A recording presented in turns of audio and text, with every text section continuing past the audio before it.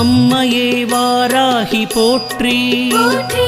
ஆதியே சூலியே போற்றி, இன்னல்களை தீர்ப்பவளை போற்றி, ஈடில்ல நாயகி போற்றி, உமையவளை சக்தியே போற்றி, ஊழ்வினை தீர்ப்பவளை போற்றி,